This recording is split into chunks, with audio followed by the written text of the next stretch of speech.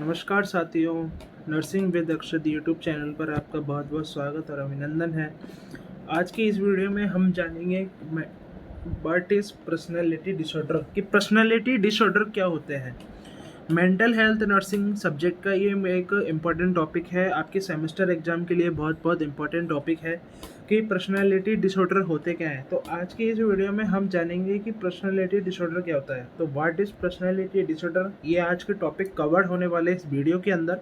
Types क्या क्या होते हैं, साइन ऑफ सिम्टम क्या होते हैं, ट्रीटमेंट क्या होता है और नर्सिंग मैनेजमेंट। और इसके अलावा हम इसके पढ़ेंगे कॉज भी, हम इसके अलावा इसके कॉजेज भी पढ़ेंगे। ये क्या क्या कॉज होते हैं जिनकी वजह से ये पर्सनैलिटी डेवलप होती है, पर्सनैलिटी डिसऑर्डर डेवलप होती है।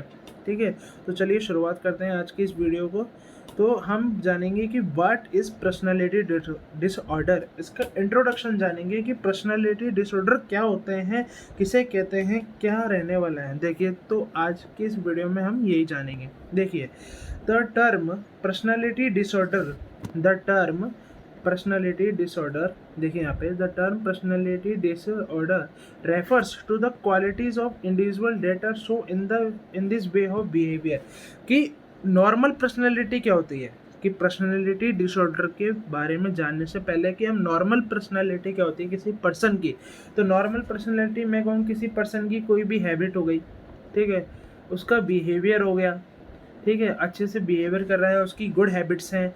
तो क्वालिटीज़ ऑफ इंडिविजुअल यानी इंडिविजुअल की क्या क्या क्वालिटीज़ हैं, ठीक है, उसका बोलने का तरीका, उसके सोचने का तरीका, दूसरों के साथ इंटरेक्शन बनाना, सोशल इंटरेक्शन करना, तो ये होता है पर्सनैलिटी। ठीक है, इसके बाद मैं आपको बता दूं पर्सनैलिटी डिसऑर्डर क्या होता है। देखिए, personality disorder present when personality trade become abnormal and mall adaptive and occupational impaired. यानी ये लाइन क्या कह रही है, ये लाइन ये कहना चाहती है कि पर्सनैलिटी डिसऑर्डर मतलब क्या होता है कि किसी व्यक्ति की पर्सनैलिटी की आदतें यानी हैबिट्स, क्या मैं बोलूँ, हैबिट्स हो गई, ठीक है, उसका बिहेवियर हो गया, तो ये क्या हो जाते हैं, एबनॉर्मल हो जाते हैं। क्या हो जाते हैं, एबनॉर्मल। जैसे मैं यहाँ पे बोलूँ, ठीक है, मैं यहाँ पे लिखूँ कि उसकी हैबिट हो गई, ठीक है, हैबिट्स, ठीक है, बिहेवियर बिहेवियर ये क्या होने लग जाते हैं, एबनॉर्मल होने लग जाते हैं, एबनॉर्मल होने लग जाते हैं।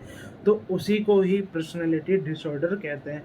जैसे कि फॉर एग्जांपल एक कोई पर्सन है, वो अब मैं उसकी पहले नॉर्मल पर्सनैलिटी बताता हूँ कि कोई पर्सन है, एक जॉब करता है, ऑक्यूपेशन करता है, ठीक है ऑर्गेनाइजेशन के अंदर। तो उसकी पर्सनैलिटी क्या होगी, वो एक दूसरे के साथ इंटरेक्शन करेगा, उसका बिहेवियर अच्छा होगा, एक दूसरे के गुड कम्युनिकेशन करेगा एक दूसरे के साथ, है ना। कोई उसको प्रॉब्लम आ रही होगी तो वो दूसरों को शेयर करेगा। जबकि जब किसी पर्सन को पर्सनालिटी डिसऑर्डर हो जाती है तो वो अपना बिहेवियर और अपना माल अडेप्टिव देखो यहाँ पे लिख रहा है माल अडेप्टिव का मतलब ये होता है कि ऐसा बिहेवियर जो सिचुएशन के अकॉर्डिंग क्या होता है, सही एडजस्टमेंट नहीं कर पाता। जैसे सिचुएशन हो गई और उसके अकॉर्डिंग वो एडजस्टमेंट नहीं कर पा रहा है, ठीक है, तो उसको क्या बोलते हैं, तो इन चीज़ों को पर्सनैलिटी डिसऑर्डर कहते हैं। कोई भी ऑक्यूपेशन के अंदर परेशानी आ रही है, इरिटेशन हो रहा है, ज़्यादा स्ट्रेस ले रहा है, तो उसको क्या बोलते हैं, पर्सनैलिटी डिसऑर्डर कहते हैं। ठीक है, तो आगे चलते हैं। तो personality disorder is a type of mental health condition. देखो, ये मेंटल हेल्थ कंडीशन है, ठीक है, कि पर्सनैलिटी डिसऑर्डर क्या है, एक मेंटल हेल्थ कंडीशन है, ठीक है, मेंटल हेल्थ कंडीशन है, is a type of mental health condition in which a person has long term unhealthy pattern of thinking, behaviour, mood and expectation and cause problem in daily life. क्या होता है प्रश्न, ये line क्या कहना चाह रही है कि पर्सनैलिटी डिसऑर्डर क्या है, टाइप मेंटल हेल्थ कंडीशन है जिसके अंदर पर्सन के अंदर क्या होता है, लॉन्ग टर्म अनहेल्दी, यानी बहुत ज़्यादा अनहेल्दी होता है। नॉर्मल पर्सनैलिटी वाला हेल्दी रहेगा, ठीक है, थिंकिंग अच्छी रहेगी, बिहेवियर अच्छा रहेगा, मूड अच्छा रहेगा, ठीक है। लेकिन जो पर्सनैलिटी डिसऑर्डर वाला पर्सन होगा वो क्या करेगा, उसकी हेल्थ जो होगी वो एबनॉर्मल होगी, यानी अनहेल्दी रहेगा, ठीक है। थिंकिंग यानी सोचने की क्षमता खत्म हो जाएगी, बिहेवियर नहीं रहेगा, ठीक है, दूसरे के प्रति एक्सपेक्टेशन ख़त्म हो जाती है उसकी। तो ये जो उसकी डेली लाइफ में, क्या मैं आपको बोल दूँ यहाँ पर, डेली लाइफ में ये प्रॉब्लम हो रही है, तो उसको क्या बोलते हैं, पर्सनैलिटी डिसऑर्डर बोलते हैं।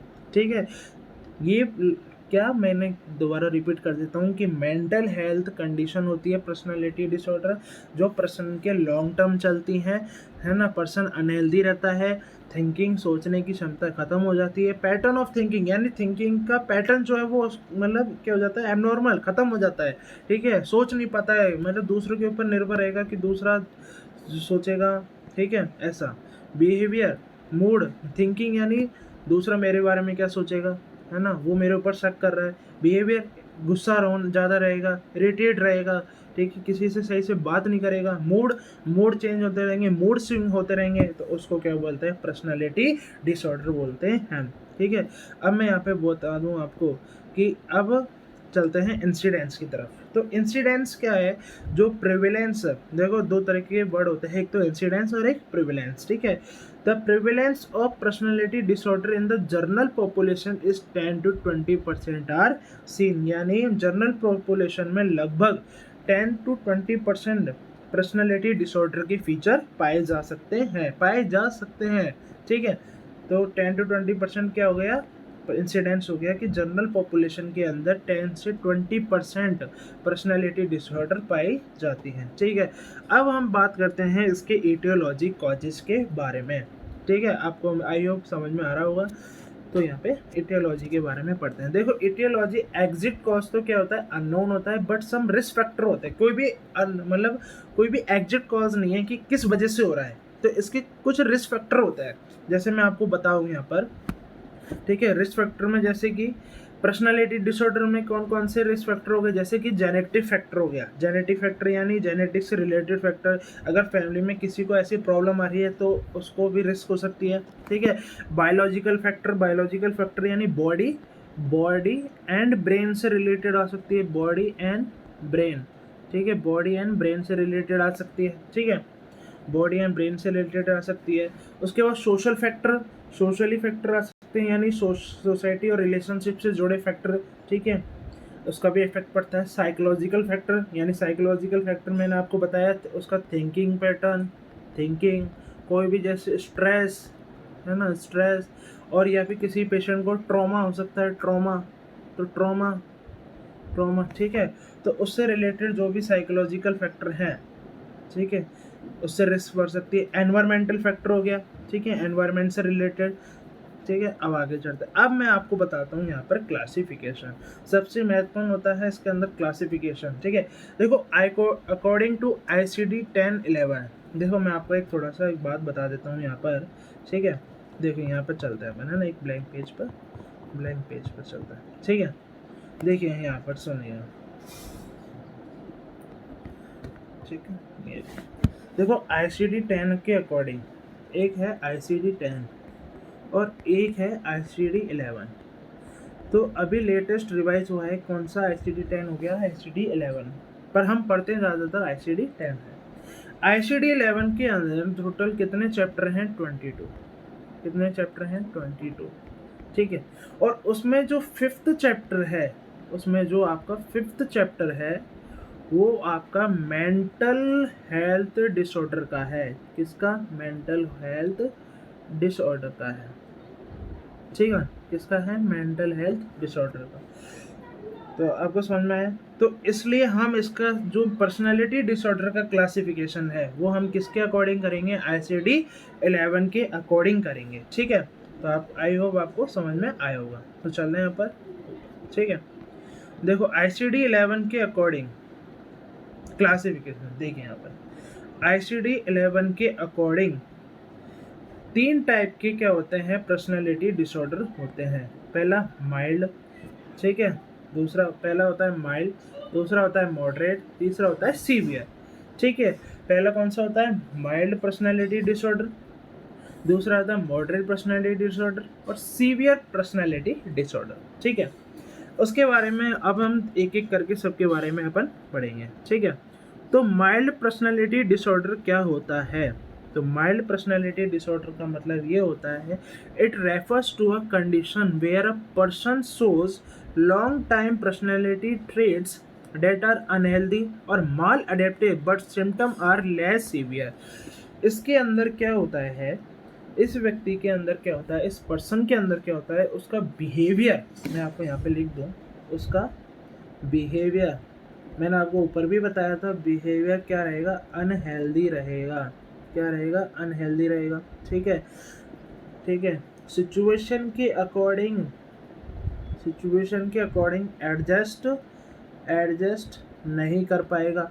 ठीक है, एडजस्ट नहीं कर पाएगा, पर इसके जो सिम्टम होते हैं वो लेस सीवियर होते हैं। ठीक है, सिम्टम क्या होते हैं, लेस होते हैं, यानी व्यक्ति अपना काम कर सकता है, इसमें अपना काम कर सकता है, पर रिलेशन में और सिचुएशन यानी एडजस्टमेंट में उसको क्या आती है, प्रॉब्लम्स आती हैं। यस, ठीक है। मैं जैसे एक एग्जांपल दूं यहाँ पर, ठीक है, फॉर एग्जांपल की अगर मैं यहाँ पे बात करूँ, ठीक है, फॉर एग्जांपल क्या हुआ, कोई भी व्यक्ति है, उसको बहुत ज़्यादा एंजाइटी रहती है, लेकिन वो अपनी डेली एक्टिविटीज़ कर सकता है। पर्सन को है एंजाइटी है, क्या है, एंजाइटी तो है, पर अपनी डेली की एक्टिविटीज़ कर सकता है। क्या कर सकता है, डेली एक्टिविटीज़ कर सकता है, उसको हम बोलते हैं माइल्ड पर्सनैलिटी डिसऑर्डर। अब मैं एक बार और रिपीट कर देता हूँ, माइल्ड पर्सनैलिटी डिसऑर्डर का मतलब ये होता है कि पर्सन को ये लॉन्ग टाइम रहती है, पर ये क्या रहता है, लेस सिम्टम होते हैं, इसके अंदर कोई ज़्यादा प्रभाव नहीं पड़ता, पर पर्सन को बिहेवियर, ठीक है, उसका है अनहेल्दी और एडजस्ट करने में क्या होती है, प्रॉब्लम्स आती हैं, पर अपनी डेली रूटीन एक्टिविटीज़ को वो परफॉर्म कर सकता है। ठीक है, अब आ जाते हैं कॉमन सिम्टम्स पर। ठीक है, तो इसके कॉमन सिम्टम हैं जैसे कि एंजाइटी हो गया, मूड का चेंज होना, डिफ़िकल्टी एडजस्टमेंट विद अदर, तो मैंने आपको ये चीज़ बताई दी है। ठीक है, इसके बारे में हम चलते हैं moderate personality disorder. Moderate personality disorder क्या होता है, देखिए, मॉडरेट पर्सनैलिटी डिसऑर्डर का मतलब ये होता है, इट इज़ अ कंडीशन, क्या, it is a condition in which a person affect in social, occupational, intrapersonal functioning का मतलब ये होता है, मैंने आप यहाँ बता दूँ कि देखो, इस पर्सन के अंदर, इस मॉडरेट पर्सनैलिटी डिसऑर्डर के अंदर पर्सन किस में अफेक्ट होता है, सोशल के अंदर, ऑक्यूपेशनल के अंदर और अपने इंट्रापर्सनल फंक्शनिंग के अंदर उस क्या होती है, अफेक्शन होती है। ठीक है, जैसे फॉर एग्जांपल मैं आपको बता दूं, ठीक है, कोई भी पर्सन है, वो लोगों से सोशल यानी रिलेशनशिप नहीं बना पाता, काम करने में परेशानी आने लगती है। यानी देखो, मैं बताऊं, सबसे ज़्यादा प्रॉब्लम किस में आती है, यहाँ पे लिखा हुआ है सोशल के अंदर, ठीक है, ऑक्यूपेशनल के अंदर और इंट्रापर्सनल फंक्शनिंग करने में, यानी दूसरों से संबंध नहीं बना पाता, काम और जॉब करने में दिक्कत आती है। ठीक है, समाज में रहना, सोसाइटी के रहना, तो सोशल आइसोलेशन का काम करता है ये, क्या, सोशल आइसोलेशन। ठीक है, लोगों के साथ ज़्यादा घुल मिल नहीं पाता, तो ये क्या होता है, मॉडरेट पर्सनैलिटी डिसऑर्डर होता है। इसके बारे में, इसके बाद सीवियर पर्सनैलिटी डिसऑर्डर आता है। सीवियर ये बहुत ज़्यादा होती है, सीवियर, माइल्ड मॉडरेट की, जैसे माइल्ड है तो माइल्ड के अंदर एंजाइटी हो रही है पर लेस सिम्टम आ रहे हैं, मॉडरेट के अंदर थोड़ा ज़्यादा हो रहा है और सीवियर के अंदर बहुत ज़्यादा हो रहा है। तो सीवियर पर्सनैलिटी डिसऑर्डर का मतलब होता है, it is a condition in which maladaptive personality traits are intense, persistence and impair personal and social functioning ठीक है, सॉरी, सोशल फंक्शनिंग। अब इसका मतलब क्या होता है, इसका मतलब ये होता है, ये लॉन्ग टर्म होती है, पहली बात तो लॉन्ग लाइफ चलती है। ठीक है, ये पर्सनैलिटी सीवियर है तो लॉन्ग लाइफ चलेगी। ठीक है, उसके अलावा लॉन्ग लाइफ चलेगी, उसके अलावा क्या होता है कि पर्सनल और सोशल लाइफ ख़राब कर लेता है अपनी, यानी खुद की, मतलब पर्सन क्या करेगा, अपनी खुद की, पर्सन क्या करेगा, पर्सन यानी खुद की सोशल लाइफ ख़राब कर लेगा, सोशल लाइफ को क्या कर लेगा, अफेक्ट कर लेगा। ठीक है, ख़राब कर लेगा बहुत ज़्यादा, तो इसे क्या बोलते हैं, सीवियर पर्सनैलिटी डिसऑर्डर। ठीक है, it is a condition mall adaptive, वही माल अडेप्टिव में दिक्कत आती है, मतलब एडजस्ट नहीं कर पाता। ठीक है, सोशल फंक्शनिंग, वही सोशल रिलेशन नहीं कर पाता। ठीक है, तो मैंने आपको बता दिया सीवियर सिम्टम में जैसे कि सबसे पहला डिफिकल्टी इन रिलेशनशिप, ठीक है, अपनी थिंकिंग को डिस्ट्रॉय कर लेता है, सोच नहीं पाता, ठीक है। मेजर इम्पेयरमेंट इन डेली फंक्शनिंग, बहुत ज़्यादा इम्पेयरमेंट आती है, अपनी डेली रूटीन की एक्टिविटी नहीं कर पाता और खुद को चोट पहुंचाता है, यानी खुद को हार्म पहुंचाने की रिस्क भी इसमें क्या हो जाती है, बढ़ जाती है, ठीक है। तो इसको बोलते हैं सीवियर पर्सनालिटी डिसऑर्डर, ठीक है। यानी अपना पर्सन क्या करता है, रिलेशनशिप नहीं बना पाता और उसको बहुत ज़्यादा एडजस्ट करने में क्या आती है, दिक्कत आती है, ठीक है। तो ये है, तो आगे चलते हैं हम, है ना। अब यहाँ पर अकॉर्डिंग टू ICD-5 क्लासिफिकेशन के अकॉर्डिंग तीन तरीके के क्या होते हैं, तीन तरह के, यानी क्लस्टर ए, क्लस्टर बी और यहाँ पर क्लस्टर सी। मैं यहाँ पे लिख देता हूँ क्लस्टर सी। तीन तरीके के क्या होते हैं, पर्सनालिटी डिसऑर्डर होता है। पर ये किसके अकॉर्डिंग है, ICD-5 क्लासिफिकेशन के अकॉर्डिंग। देखो यहाँ पे लिखा हुआ है, in this classification the personality disorder is divided into 3 cluster. सबसे पहला क्लस्टर है, ठीक है, पैरानॉइड क्लस्टर। कौन सा, paranoid personality disorder, paranoid personality disorder, schizoid personality disorder, schizotypal personality disorder, antisocial histrionic borderline narcissistic personality disorder. Cluster C में ऐसी बात कर लेते हैं अपन। क्लस्टर सी में avoidant personality disorder, obsessive personality disorder और डिपेंडेंट पर्सनैलिटी डिसऑर्डर। तो इन तीनों के बारे में हम नेक्स्ट वीडियो के अंदर जानेंगे कि क्लस्टर ए पर्सनैलिटी डिसऑर्डर क्या क्या होते हैं, क्लस्टर बी पर्सनैलिटी डिसऑर्डर क्या क्या होते हैं और क्लस्टर सी पर्सनैलिटी डिसऑर्डर क्या क्या होते हैं, ठीक है। अगली वीडियो में हम इनके common sign and symptom, treatment और नर्सिंग मैनेजमेंट के बारे में जानेंगे। तब तक के लिए थैंक यू। हमारे चैनल को सब्सक्राइब करें, लाइक करें, अपने बेल आइकन को टैप करें ताकि आपको हर दिन ये वीडियो मिल सके, नोटिफिकेशन आपके पास आ सके। तब तक के लिए थैंक यू वेरी मच।